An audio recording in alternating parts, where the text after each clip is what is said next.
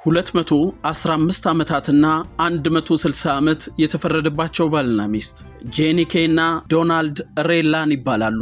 ባልና ሚስት ናቸው። የሚኖሩት በአሜሪካ ቨርጂኒያ ከተማ ሲሆን በበጎ ተግባር፣ በመልካም ስነ ምግባርና በእርዳታ ይታወቃሉ።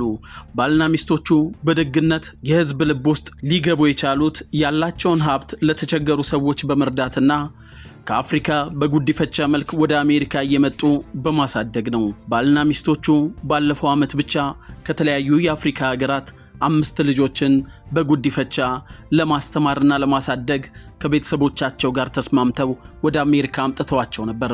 ልጆቹ ወደ አሜሪካ ካመጡ በኋላ ግን ያጋጠማቸው ነገር ከሰሞኑ ተስፋ ካደረጉት ፍጹም የተለየ ነበር። ወደ አሜሪካ ካመጧቸው በኋላ እንኳን ትምህርት ማስተማር ቀርቶ ከቤት አያስወጧቸውም።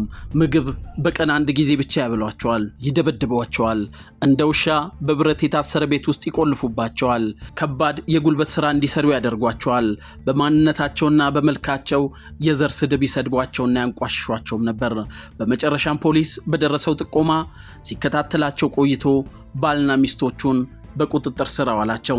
ፖሊስ ጉዳዩን ለፍርድ ቤት አቅርቦ ከ6 ወር ይግባኝና የክርክር ውጣ ውረድ በኋላ ጥፋተኛ ሆኖ ስላገኛቸው ባልየውን 215 ዓመታት እስራት፣ ሚስትን ደግሞ 160 ዓመት እስራት፣ በአጠቃላይ 375 ዓመት እስራት ፈርዶባቸዋል።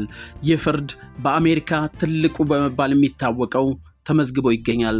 ፍርዱን ያስተላለፈው ዳኛ ስለ ጉዳዩ ሲጠየቅ ከጉዲፈቻ መሰል ጀርባ የተደበቀ ንጹህ ክፋት ነው ብሎታል። እባካችሁ ወላጆች፣ እናቶች 9 ወር ሙሉ ተንገላታችሁ የወለዳችሁትን አሳድጋችሁ ለገንዘብ ብላችሁ ወይም የልጆቻችሁን የወደፊት ተስፋ አጓጉቷችሁ ውጭ ሀገር ወስዶ ስለሚያሳድጓቸው ሰው ማንነትና ምንነት በደንብ ሳታጣሩ ልጃችሁን አትስጡ።